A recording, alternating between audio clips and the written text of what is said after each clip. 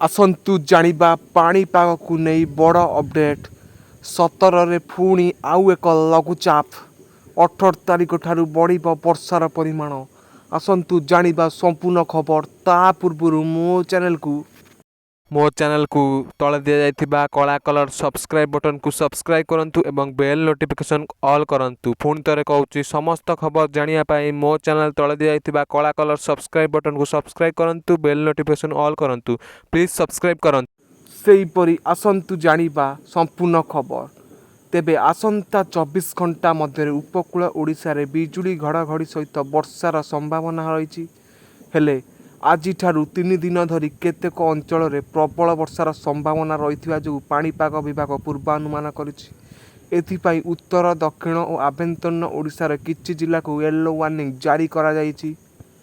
सेहीपरि कहियाकु गले आसंता 24 घंटा मध्य उत्तर दक्षिण ओडिशार किछि अंचल रे बिजुली घड़घड़ी सह वर्षा होइपारे। विशेषकर बालेश्वर भद्रक जाजपुर केन्द्रापड़ा कटक जगतसिंहपुर पुरी खुर्दा नयागढ़ गंजाम गजपति सुंदरगढ़ झारसुगुड़ा और केन्दुझर जिला को येलो वार्निंग जारी करा जाइछि। सेहीपरि आसंता 17 तारिख बेलू बंगोपसागर एक लघुचाप सृष्टि हेब बोली पाणीपाग विशेषज्ञ प्रोफेसर सुरेंद्रनाथ पशुपालक कहते।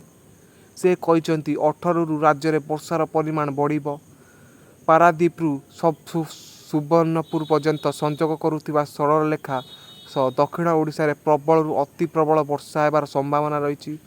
सेहीपरि 15 और 16 तारिख में पूर्व पश्चिम ट्रप लाइन सृष्टि होई तार पूर्व भाग उत्तर बंगोपसागर पर्यंत लंबी थिबार संभावना रही। पुणी यही समय उत्तर बंगोपसागर एक घूर्णिबल सृष्टि होई पारे जहाँकि 17 रे लघुचाप रे परिणत हेबार संभावना रही जहाद्वारा प्रबल वर्षार संभावना रही। मो चैनल को तले दिया जाइथिबा कला कलर सब्सक्राइब बटन को सब्सक्राइब करंतु एवं बेल नोटिफिकेशन ऑल करंतु पुणी तरे कहूची समस्त खबर जानिया पाई मो चैनल तले दिया जाइथिबा कला कलर सब्सक्राइब बटन को सब्सक्राइब करंतु बेल नोटिफिकेशन ऑल करंतु प्लीज सब्सक्राइब करंतु।